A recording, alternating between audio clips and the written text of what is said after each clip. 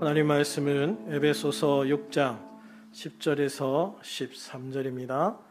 끝으로 너희가 주 안에서와 그 힘의 능력으로 강건하여지고 마귀의 간계를 능히 대적하기 위하여 하나님의 전신갑주를 입으라.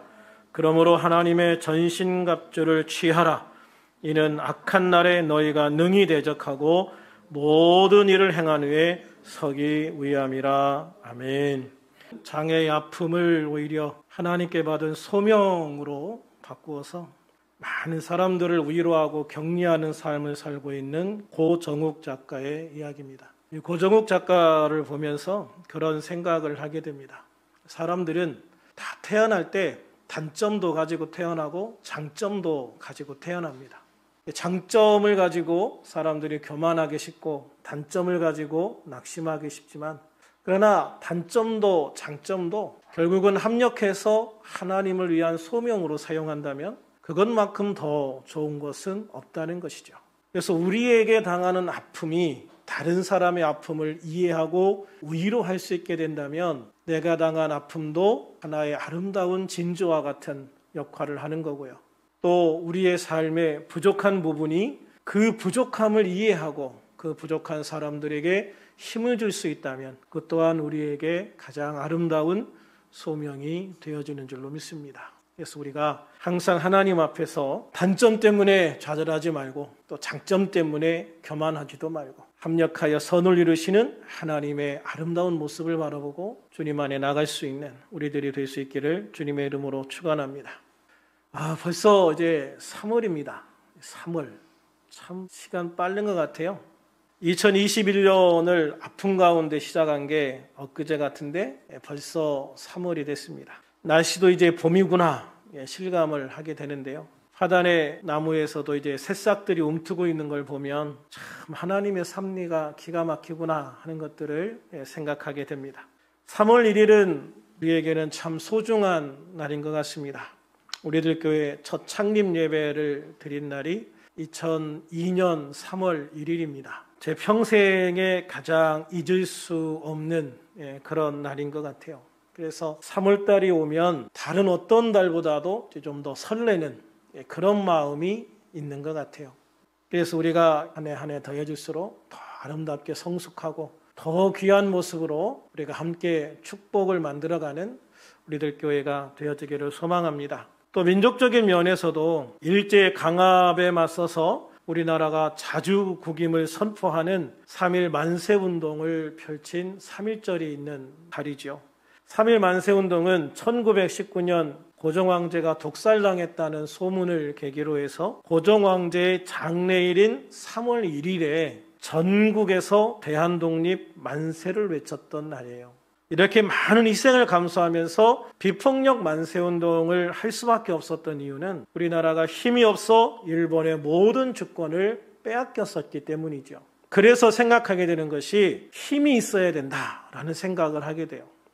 그렇습니다. 나라가 힘이 없어 일본의 그 치욕을 받았고요. 나라가 둘로 갈라져 6.25 전쟁이라는 최악의 아픔을 겪어야 했고 그 아픔은 지금도 여전히 계속되고 있습니다. 그래서 나라가 힘이 있어야 되고요. 그래야 국민을 지켜줄 수 있다라는 것입니다. 그런 면에서 우리 그리스도인들도 힘이 있어야 된다라는 생각을 많이 합니다. 그리스도인의 힘은 총이나 대포, 미사일 같은 무기에서 나오는 것이 아니죠. 그리스도인의 힘은 하나님으로부터 주어진 영적인 힘인 것입니다. 그리스도인이 싸우는 대상은 혈과 육을 가진 연약한 인간을 상대로 한 싸움이 아니라 악한 마귀의 세력과 싸우는 영적 전쟁이기 때문이죠. 사실 그리스도인의 영적 전쟁은 그리스도인이 하나님의 자녀로 부름받은 그 순간부터 장차 영광의 나라에 들어갈 때까지 계속될 수밖에 없는 전쟁이기도 합니다. 하나님께서는 예수 그리스도를 통해서 타락한 인간을 구원하시고 하나님의 창조 질서를 다시 회복시키려는 원대한 계획을 가지고 계십니다. 그러나 마귀는 기회만 있으면 하나님의 일을 방해하려고 합니다. 특히 마귀는 불신자들에게는 하나님을 부인하게 만들고 하나님을 믿는 성도들은 유혹해서 실족하게 만들고 하나님의 계획을 망치려 합니다. 따라서 성도들은 하나님께 속한 하나님의 군사가 되어서 마귀의 유혹을 물리치고 하나님께 영광 돌리는 삶을 살아야 될 줄로 믿습니다. 그래서 사도 바울은 본문 10절에서 주 안에서와 그 힘의 능력으로 강건하여져야 된다라고 말씀하고 있습니다. 우리가 주 안에서 하나님의 힘으로 강건해져야 된다. 하나님의 능력으로 강건해져야 된다. 왜 이렇게 하나님의 능력, 하나님의 힘과 하나님의 능력으로 강건해져야 된다고 강조할까요? 그것은 인간이 상대적으로 그렇게 연약한 존재일 수밖에 없기 때문입니다. 그래서 너의 힘으로는 안 된다, 너의 능력으로는 안 된다는 거예요. 하나님이 주시는 힘과 능력이 있을 때에만 너는 그들을 상대할 수 있다는 것이죠. 하나님의 천사였다가 타락하여 마귀, 귀신이 된 이 악한 영들은 인간에 비해서 월등한 능력을 가지고 있습니다. 우리가 이 악한 영들과 딱 비교하면 능력 면에서는 확연하게 열세일 수밖에 없는, 부족할 수밖에 없다는 것을 인정할 수밖에 없는 것이죠. 그러므로 우리는 인간의 힘이 아닌 하나님이 주신 권세와 능력을 통해서 강해져야 될 줄로 믿습니다. 성도가 하나님이 주신 권세와 능력으로 강건해지는 비결은 우리 주 예수 그리스도입니다. 예수님은 당신을 주로 믿고 영접한 우리들에게 마귀를 상대할 수 있는 힘과 능력을 공급해 주기 때문입니다. 그 힘과 능력은 예수님을 영접하는 자, 곧 예수님의 이름을 믿는 사람들에게 주어지는 하나님의 자녀가 되는 권세입니다. 하나님의 자녀가 되는 권세. 특별히 우리가 예수님을 믿음으로 하나님의 자녀가 되었을 때 예수님은 당신이 아버지께로부터 받은 하늘과 땅의 모든 권세를 우리에게 주십니다. 또한 예수님은 우리가 예수님의 이름으로 무엇을 구하든지 다 행하시겠다고 약속을 하셨습니다. 그래서 우리는 하나님의 자녀가 된 권세로서 예수님께서 우리에게 주신 하늘과 땅의 모든 권세를 가지고 믿음으로 기도하면서 악한 영들과 싸워 이기고 승리할 수 있는 힘과 능력을 가지게 되는 것이죠. 그러므로 예수님의 이름 위에 굳게 서서 하나님의 자녀로서 예수님의 이름을 통해 주어지는 권세를 굳게 잡고 하나님 아버지께서 부어주시는 성령의 힘과 능력을 통해서 모든 문제와 방해를 뛰어넘어 담대하게 나아갈 수 있는 그런 우리들이 되어야 될 줄로 믿습니다. 할렐루야. 특별히 주님은 우리에게 마귀를 대적하라 라고 말씀합니다. 11절 같이 한번 읽어볼까요? 마귀의 간계를 능히 대적하기 위하여 하나님의 전신갑주를 입으라. 할렐루야. 그렇습니다. 마귀를 대적하는 것이 모든 그리스도인의 사명이자 의무입니다. 성도들 가운데는 마귀를 대적하는 것이 목사들이나 아니면 일부 은사자들에게만 해당되는 사역으로 오해하는 분들이 있지만, 그러나 오늘 본문은 목회자나 소수의 은사자들에게 하신 말씀이 아니라 모든 성도들에게 하신 말씀입니다. 그러므로 마귀를 대적하는 것은 모든 성도의 사명이자 의무인 것입니다. 그러면 마귀는 누구고 마귀를 어떻게 상대해야 되는가? 그 해답의 실마리를 제공하는 것이 바로 마귀의 간계라고 하는 것입니다. 마귀의 간계. 마귀는 대단한 능력자입니다. 세상의 권세 잡은 자입니다. 욥기를 보면 마귀의 모습, 사단의 모습이 잘 나타나요. 거기에 보면 사람이나 세력을 움직일 수 있는 힘도 있고요. 하늘에서 불이 떨어지게 할 수도 있고요. 자연을 뜻대로 움직일 수도 있고요. 사람의 몸에 악창이 나게 할 수도 있고요. 사람을 질병에 메어둘 수도 있고요. 하나님의 응답을 가지고 내려오는 천사의 길도 막아설 수 있는 것이 사단이고 마귀다라고 이야기를 하고 있어요. 그런데 그런 마귀가 인간에게 어떤 무기를 사용할까? 대단한 무기를 사용할 것 같은데 의외로 따지고 보면 그렇지가 않아요. 마귀가 사람을 위협하거나 공간 협박하는 경우도 있긴 있지만 흔하지 않아요. 마귀가 자신의 힘으로 강압적으로 사람들에게 밀어붙이는 일들이 많지 않다 이 말이에요. 왜 그럴까요? 사람을 강하게 밀어붙이면 사람도 강하게 반발하는 경우들이 많아요. 그래서 사단은 자기가 사람들을 강하게 푸시하면 사람들도 강하게 반발할 걸 알기 때문에 그렇게 잘 안 한단 말이에요. 그럼 어떻게 하느냐? 대부분은 간계를 사용한다는 거예요. 간계. 그래서 11절에 보면 마귀의 간계를 등이 대적하기 위하여 그랬죠. 간계. 이 간계라고 하는 것을 국어사전에 보면 간사한 꾀, 또 남을 해칠 마음으로 몰래 꾸미는 꾀나 속임수 이렇게 돼 있어요. 그래서 간계라고 하는 것은 근본적으로 사람을 해칠 마음을 가지고 속이는 꾀예요. 절대 좋은 게 아니죠. 의도부터 시작부터 이거는 악한 거란 말이에요. 그래서 이 말은 마귀가 눈에 드러나게 자신의 권세와 능력을 사용하는 게 아니라 자신의 능력을 휘두르는 게 아니라 주로 속이는 일을 통해서 성도들을 공격한다라는 거예요. 요한복음 8장 44절 한번 같이 읽어볼까요? 시작. 너희는 너희 아비 마귀에게서 났으니 너희 아비의 욕심대로 너희도 행하고자 하느니라. 그는 처음부터 살인한 자요 진리가 그 속에 없으므로 진리에 서지 못하고 거짓을 말할 때마다 제 것으로 말하나니 이는 그가 거짓말쟁이요 거짓의 아비가 되었습니다. 그렇습니다. 사단 마귀가 하는 주 업종이 바로 거짓말 속임수다라는 거예요. 거짓말 속임수다. 마귀는 분명히 세상의 권세 잡은 자예요. 공중 권세 잡은 자란 말이죠. 마귀는 세상의 권세자이고 공중의 권세를 잡은 자이고 이 어둠 세상 주관자예요. 그런데 마귀는 그런 사실조차도 사람들에게 철저히 속여요. 안 그런 척, 광명의 천사처럼 자신을 위장을 한단 말이에요. 그리고 마귀는 자신 앞에 사람들을 내세우기를 좋아해요. 어떤 사람들을 내세우느냐? 과학을 하는 사람들, 학문을 하는 사람들, 철학을 하는 사람들, 이런 사람들을 주로 많이 내세워요. 그래서 자신의 뜻을 따르는 사람들을 앞세워서 자신의 통치권을 행사하는 거예요. 그래서 과학을 하는 사람들을 내세워서 하나님은 없다라고 이야기하게 하고, 학문을 하는 사람들을 내세워서 하나님보다 인간이 먼저다 이런 이야기들을 하게 만드는 거예요. 하나님이 절대로 싫어하고 반대하는 것들을 좋은 말로 포장해서 그것을 허용하게 만들고 또 그런 것을 반대하는 사람들을 압박하는 수단으로 사용을 하거든요. 그래서 결국은 과학이나 학문이나 이런 것들을 내세우고 자신의 뜻에 따르는 사람들을 앞세워서 하나님을 반대하게 만들고 하나님을 부인하게 만들고 하나님이 없다고 하게 만드는 거예요.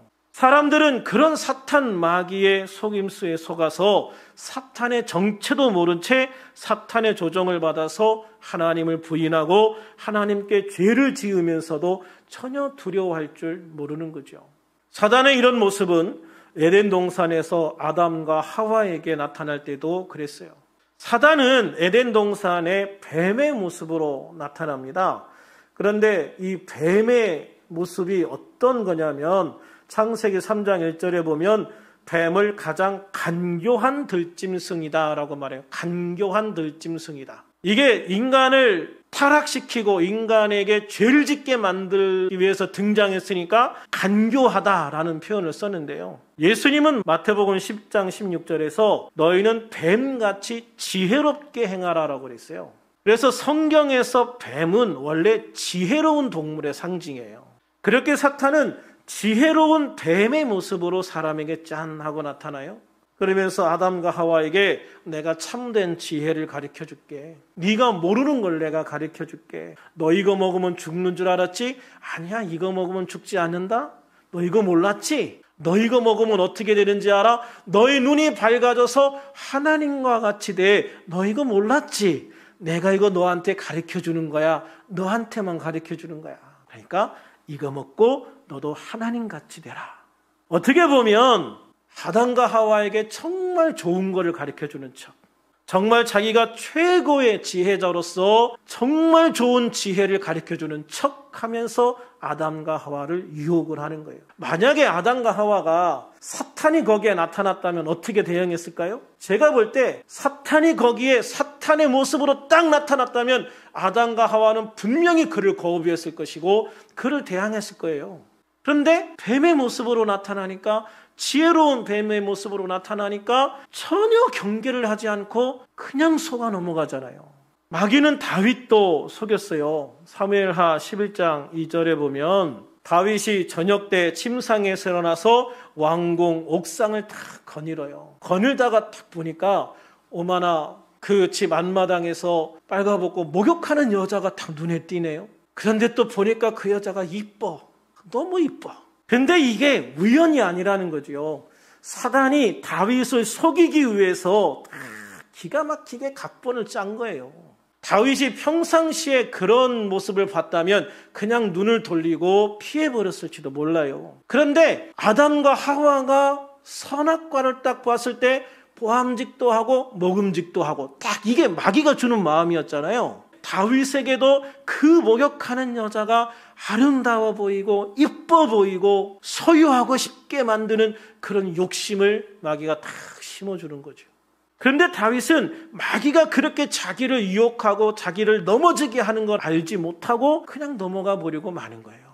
그리고 결국 그것을 감추기 위해서 자신의 충직한 부하 장수이면서 밧세바의 남편인 우리아를 죽이는 살인죄까지도 범하잖아요. 자신이 간음한 여인 밧세바의 남편이에요. 그리고 자기의 충직한 부하 장수예요. 그런 우리아를 죽이는 살인죄까지도 이어지게 된다는 거예요. 죄를 지으면은요, 그 죄는 하나로 끝나지 않아요. 그 죄는 또 다른 죄를 낳고 그 죄는 또 다른 죄를 낳게 돼요. 그런데 정말 다행인 것은 다윗이 하나님 앞에 회개하는 것이죠. 다윗이 그 죄를 선지자 앞에서 철저하게 회개하고 눈물로 주님 앞에 통곡했기 때문에 그 죄가 그나마 거기에서 끊어지게 되는 거거든요. 그런데 다윗은 이미 마귀에게 속아서 간음죄를 짓고 살인죄를 짓게 되는 거예요. 그래서 결과적으로 다윗의 일생에 얼마나 큰 상처들을 남깁니까? 결국 자기 아들이 자기의 딸을 강간하게 되고요. 자기 아들이 또 다른 아들을 죽이게 되잖아요. 자기 아들이 아버지를 배신하게 되고 반역을 일으키는 결과로 나타나게 되어지는 거예요. 사탄은 예수님까지 속이려고 했지요. 40일 동안 금식기도 하신 다음에 마귀가 나타나서 예수님을 시험하잖아요. 예수님은 속지 않지요. 그래서 결국은 예수님이 사탄을 물리치니까 사탄은 잠시 예수님을 떠나요. 잠시 떠난다. 사실 이게 굉장히 중요한 거예요. 예수님이 사탄을 이겼으면 사탄이 이제 빠이빠이 하고 완전히 떠나야 되는데 그게 아니라 잠시 떠났다고 그랬어요. 잠시. 그리고 곧 돌아와요. 곧 돌아와서 무슨 짓을 하냐면 예수님의 제자들을 속이기 시작을 하는 거예요. 예수님의 제자들 중에 이 마귀에게 속아서 홀딱 넘어간 제자가 있죠. 가룟 유다도 있지만 예수님이 가장 아끼시던 베드로조차도 마귀에게 홀라당 넘어가 버리는 사건이 생기게 돼요.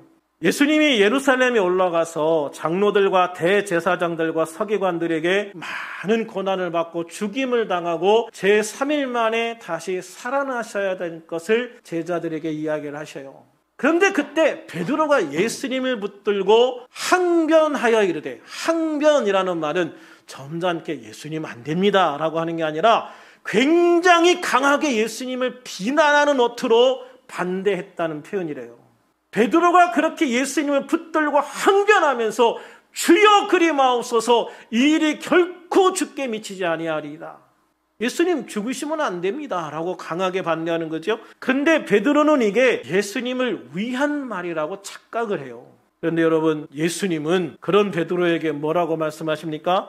23절에 보면 사탄아 내 뒤로 물러가라 그래요. 사탄아 내 뒤로 물러가라.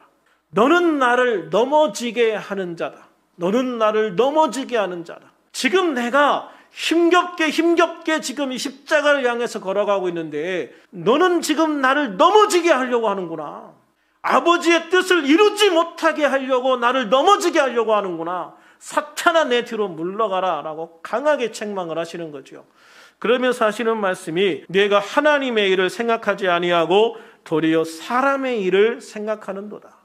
하나님께서 예수 그리스도의 십자가를 통해서 이루어야 할 그 모든 인류의 구원에 대해서는 너희가 관심이 없고 도리어 사람의 일, 예수님이 예루살렘에 가서 죽지 않고 왕이 되어가지고 왕의 왼쪽 오른쪽 해가지고 출세해가지고 부귀영화를 누릴 그런 생각만 하고 있구나. 그러니까 예수님이 죽으면 자신들의 그 부귀영화가 물거품이 되니까 예수님 죽으면 안 됩니다 라고 얘기를 하는 거예요.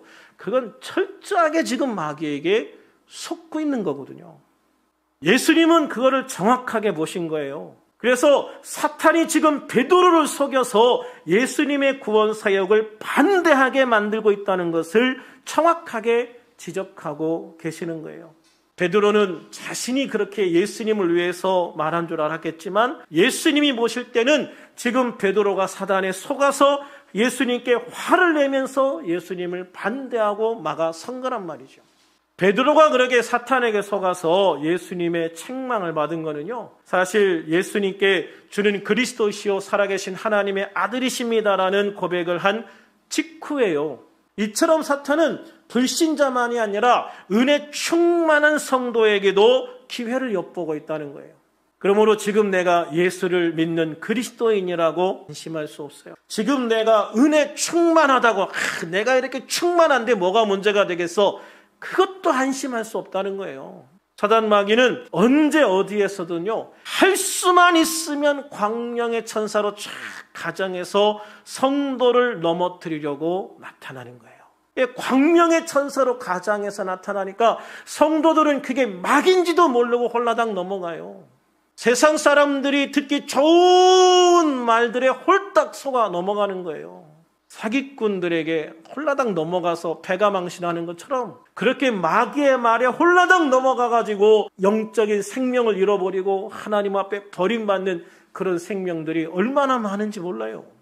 그래서 사도 베드로는 베드로전서 5장 8절 9절에서 강력하게 경고합니다. 근신하라, 깨어라, 너희 대적 마귀가 우는 사자같이 두루다니며 삼킬 자를 찾고 있다. 너희는 믿음을 굳건하게 하여 그를 대적하라. 할렐루야. 그래서 우리는 이 시대에 근신하고 깨어야 됩니다. 우리 대적 마귀가 우는 사자와 같이 두루다니며 삼킬 자를 찾는다는 것을 알아야 됩니다.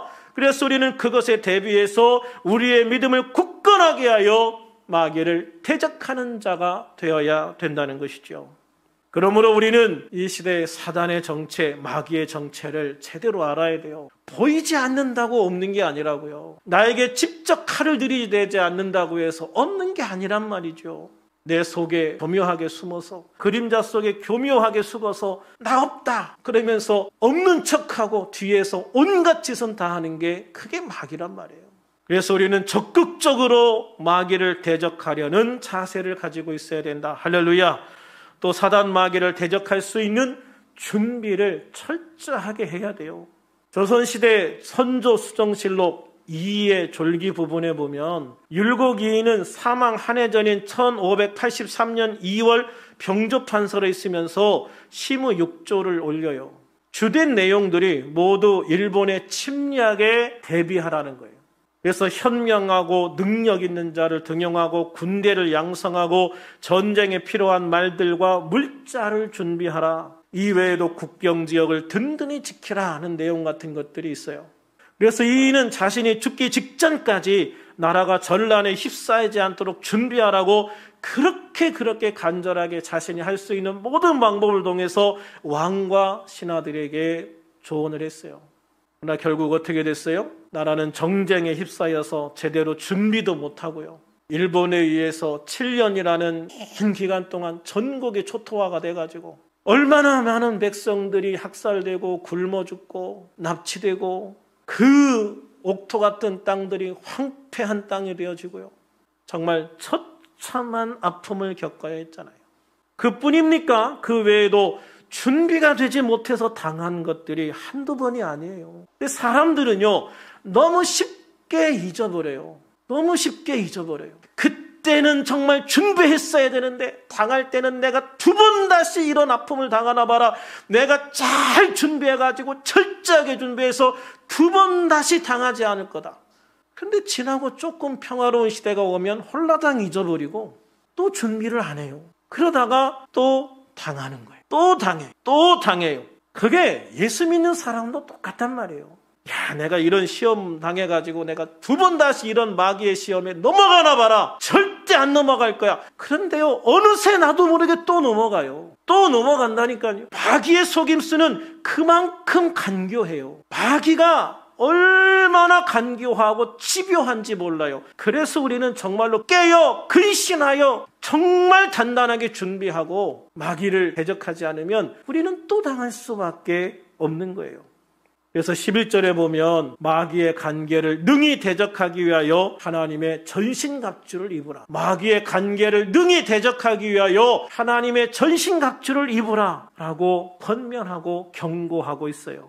이의 경고를 무시하고 임진왜란의 그 참혹한 아픔을 겪었다면 사도 바울의 이 경고를 무시하고 결국 언젠가는 우리가 그 대가를 치러야 할지 몰라요.